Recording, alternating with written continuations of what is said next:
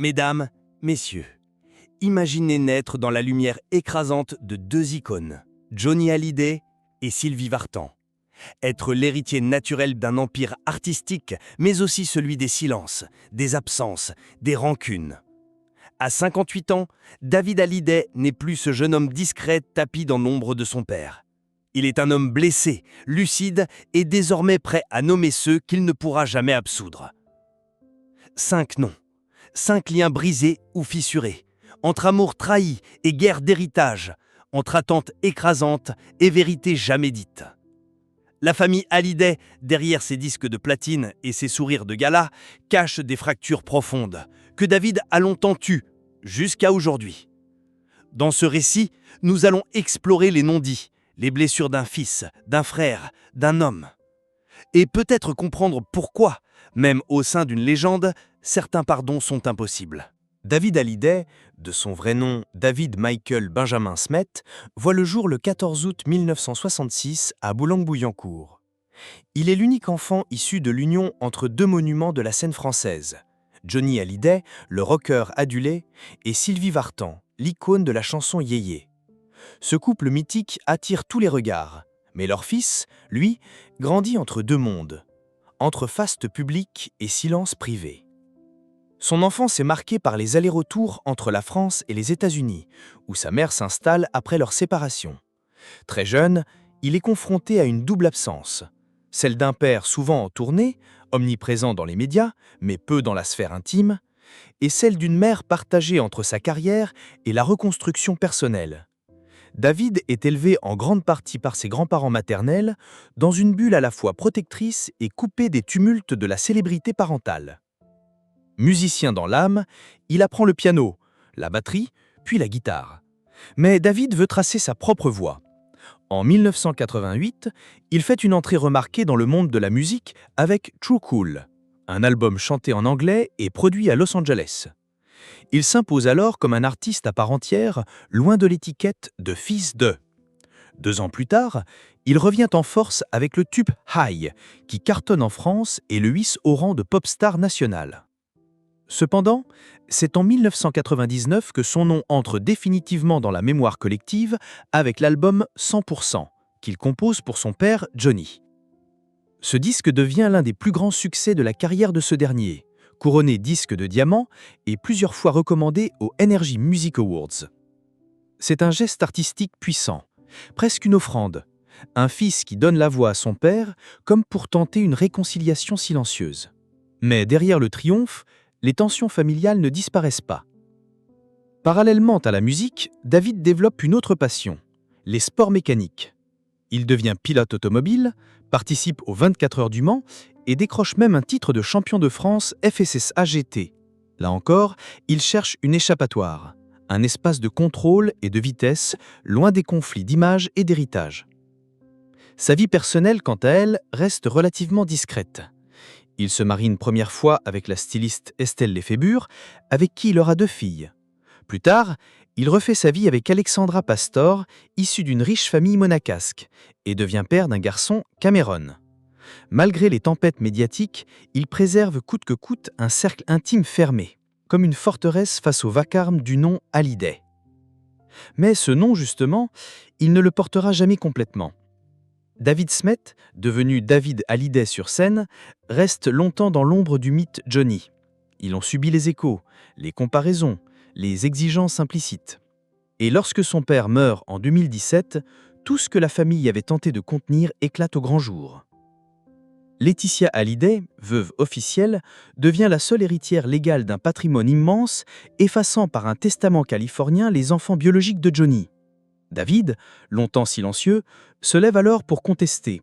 Non pas tant pour l'argent, il l'a souvent répété, mais pour la reconnaissance, pour l'équité, pour la mémoire de ce qu'il n'a pas eu. Cet homme discret, pudique, s'impose alors comme un fils blessé mais digne, décidé de ne plus laisser les décisions des autres définir son histoire. Et derrière cette démarche judiciaire se cache peut-être un message plus intime.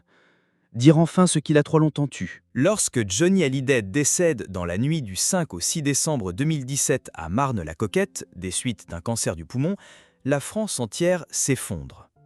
L'annonce de sa mort, à 2h44 du matin, réveille un pays endeuillé, stupéfait par la disparition de son icône nationale. Les hommages affluent immédiatement, les chaînes interrompent leur programme et une cérémonie grandiose est organisée à l'église de la Madeleine. Mais dans l'intimité de la famille, une autre tempête commence à Gronde. Une guerre d'héritage brutale qui mettra en lumière des tensions familiales longtemps contenues. David Hallyday apprend, en même temps que le public, que son père a rédigé un testament en Californie dans lequel il déshérite totalement ses enfants biologiques, David et Laura, au profit de sa dernière épouse, Laetitia Hallyday, et de leurs 2 filles adoptives, Jade et Joy. Le choc est immense. Pour David, c'est moins une question d'argent qu'un ultime abandon symbolique. Dans les médias, il déclare « Ce n'est pas une histoire de patrimoine, c'est une histoire de mémoire ». Le lieu même de la mort de Johnny devient un symbole de fracture. Marne-la-Coquette, cette maison retranchée, gardée secrète jusqu'au bout, représente l'éloignement final. David, malgré la distance, était resté en contact avec son père, mais les derniers mois furent filtrés par Laetitia. Des décisions médicales aux visites autorisées, tout passait par elle. Lorsqu'il arrive au chevet de Johnny, c'est déjà presque trop tard. Le corps est là, l'homme est parti. Ce moment, David ne l'évoquera que très peu, mais il transpire dans ses silences, ses interviews pudiques, et surtout dans sa musique. Le deuil de Johnny ne s'accompagne d'aucune paix familiale. Au contraire, l'enterrement à Saint-Barthélemy, loin de la métropole, est vécu par David et Laura comme une exclusion. Ils n'ont voix au chapitre. Laetitia décide de tout, lieu de repos, gestion des hommages, communication. Très vite, le combat judiciaire s'engage. David et Laura contestent le testament américain, invoquant la loi française qui interdit de déshériter ses enfants. Ce recours relance le débat national sur les testaments transatlantiques et déchire l'opinion publique. La presse People s'empare de l'affaire, la transforme en feuilleton. Chaque audience devient un spectacle, chaque déclaration une cartouche. David, discret par nature, se retrouve malgré lui projeté au centre d'un ouragan médiatique. Il tente de se protéger, de se taire, mais sa douleur s'expose malgré tout. En 2018, il sort la chanson « Ma dernière lettre », dans laquelle il s'adresse symboliquement à son père. Le clip, réalisé par sa sœur Laura, est un adieu digne, pudique, mais chargé de reproches silencieux. La guerre d'héritage durera près de 3 ans. En 2020, un accord est enfin trouvé. David renonce officiellement à toute part de la succession. Ce choix, qui peut paraître surprenant, est en réalité une manière de clore un chapitre douloureux. Il déclare « Je n'ai besoin de rien, si ce n'est de paix ». Pourtant, derrière cette décision, il reste des plaies ouvertes, car la réconciliation n'a jamais vraiment eu lieu, ni avec Laetitia, ni avec les filles Jade et Joy, qui ont publiquement exprimé leur ressentiment face à David et Laura. Une d'elles affirme « On s'est senti trahi, abandonné ». Mais c'est sans doute le lien avec Johnny lui-même qui reste le plus mystérieux. David n'a jamais craché sur la mémoire de son père. Au contraire, il continue de lui rendre hommage, de parler de son influence, de rappeler leur complicité artistique sur 100%. Mais dans l'ombre, il subsiste une faille, celle d'un fils qui n'a jamais été pleinement reconnu à la hauteur de ce qu'il aurait pu être. Un fils qui a offert un chef-d'œuvre à son père et reçu en retour un testament d'effacement. La mort de Johnny, loin de réunir la famille, aurait été l'étincelle d'une fracture irréversible. Et c'est dans cette douleur, cette incompréhension persistante, que réside l'un des nœuds les plus poignants de l'histoire de David Hallyday. Une mort physique, mais aussi symbolique, celle du lien père-fils, définitivement consumé dans le feu des non-dits. Lorsque Johnny Hallyday s'éteint en 2017, il laisse derrière lui un patrimoine estimé à plusieurs dizaines de millions d'euros, entre propriétés, droits d'auteur, véhicules de luxe, instruments de musique, objets personnels, parts dans des sociétés et royalties générées par ses chansons.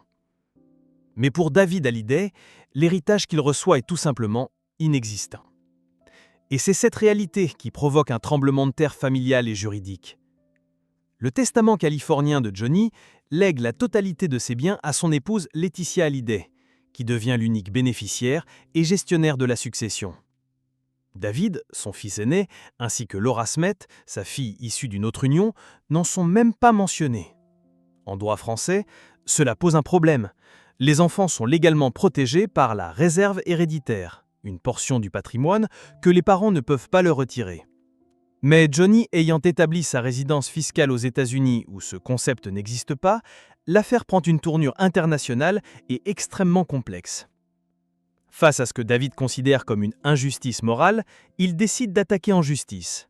Avec Laura à ses côtés, il conteste la validité du testament et réclame une part équitable de l'héritage. La bataille judiciaire s'engage en 2018 et devient rapidement médiatisée. Chacun y voit une guerre entre deux camps, Laetitia, la dernière compagne protectrice du mythe, contre les enfants biologiques laissés pour compte. Pourtant, contrairement à ce que la presse people a souvent suggéré, David Hallyday n'est pas dans une posture de cupidité. Lui-même musicien accompli et homme d'affaires averti, il dispose déjà d'une fortune personnelle solide. À travers sa carrière, il a généré ses propres revenus avec plusieurs albums à succès, des tournées, des droits d'auteur sur des œuvres qu'il a composées, notamment pour Johnny, mais aussi grâce à ses activités dans le sport automobile et ses placements. Ce que David réclame, ce n'est pas un manoir à Pacific Palisades, ni une Harley Davidson customisée, mais la reconnaissance de sa place en tant que fils, artiste et héritier moral. Il revendique les souvenirs, les objets symboliques et surtout les droits sur le catalogue musical auquel il a participé. L'album 100%, l'un des plus gros succès de Johnny, composé intégralement par David, rapporte encore aujourd'hui d'importants droits SACEM. Mais même ces royalties sont passées sous contrôle de Laetitia, via les sociétés gérant le patrimoine posthume. En 2020, après des années de tensions et de médiation, un accord est trouvé entre David et Laetitia. Les détails exacts sont gardés confidentiels, mais ce qui filtre dans la presse indique que David renonce à toute part matérielle de l'héritage. Il ne réclame plus ni biens immobiliers, ni argent, ni droits. En échange, il récupère certains éléments personnels et surtout, il met une fin à la guerre. Ce renoncement, loin d'être un aveu de défaite, est plutôt lu comme une libération. David choisit la paix intérieure plutôt que la prolongation d'un conflit destructeur. Il déclare alors dans un communiqué sobre « J'ai décidé d'agir en père, en homme libre, et de clore cette affaire pour pouvoir avancer. » Mais ce choix n'efface pas les cicatrices. Laetitia garde la main mise sur l'image de Johnny, gère les redditions, les produits dérivés, les documentaires. Les filles Jade et Joy deviennent les héritières désignées, et David, lui, continue son chemin, souvent dans le silence, loin des feux de la rampe, mais avec une amertume palpable. Le patrimoine net qu'il n'a pas reçu devient alors un symbole, non pas d'appauvrissement, mais de dépossession affective. Ce n'est pas l'argent qu'on lui a refusé, c'est la légitimité. Et pour un homme qui a toujours cherché à exister sans bruit, cette mise à l'écart sonne comme un verdict cruel, gravé dans les actes notariés du mythe Johnny. L'affaire Hallyday dépasse largement le cadre d'une simple querelle familiale. Elle cristallise des enjeux profonds qui résonnent dans la société française. La place des enfants dans les familles recomposées, les conflits posthumes liés aux successions internationales et surtout la question du pardon dans les liens de sang. David Hallyday n'a jamais cherché à régler ses comptes publiquement. Son image est restée celle d'un homme digne, pudique, presque effacé. Pourtant, derrière cette réserve se cache une lutte intérieure intense. Sa décision de nommer, même implicitement, 5 personnes qu'il ne pourra jamais pardonner marque un tournant. Ce n'est pas un règlement de compte, mais un constat de rupture irréversible.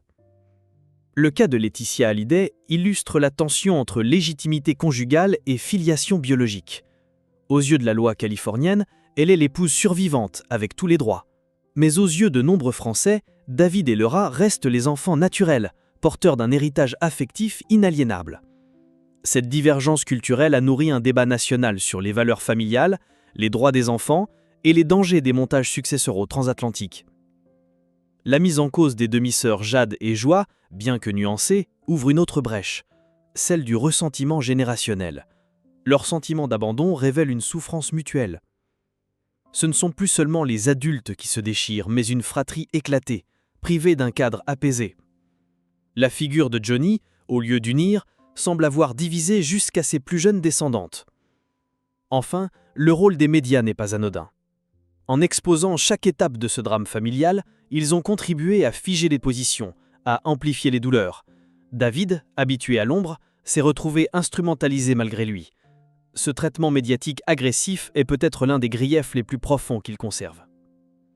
Ce récit, au-delà du destin individuel, soulève une question universelle. Peut-on vraiment tourner la page lorsqu'elle n'a jamais été écrite ensemble? La notoriété, l'argent et les querelles de testament ne suffisent pas à expliquer la fracture. Ce qui manque à David, c'est une reconnaissance d'homme à homme, de père à fils, et peut-être aussi un dernier mot qui n'est jamais venu. Mesdames, Messieurs, à 58 ans, David Hallyday n'est pas l'homme d'un scandale. Il est l'héritier silencieux d'une histoire trop bruyante. Il n'a ni crié, ni insulté, ni trahi. Il a simplement dit ce qu'il avait à dire, qu'il y a des blessures qu'on ne guérit pas, des pardons qu'on ne donne pas, même dans le silence. Derrière l'icône Johnny, il y avait un fils qui attendait un geste. Derrière les audiences de justice, il y avait un frère qui espérait la loyauté. Derrière le rideau des projecteurs, un homme qui voulait simplement exister à sa place, sans condition, sans effacement. 5 noms, 5 liens fissurés et une seule vérité, celle d'un homme qui n'a pas voulu se taire éternellement. En choisissant de parler, même avec pudeur, David ne règle pas ses comptes, il se libère, non pas pour blesser, mais pour vivre enfin. Car parfois, le pardon n'est pas un oubli, c'est un choix de ne plus souffrir. Et dans le cas de David Hallyday, ce choix est devenu un acte d'amour envers lui-même.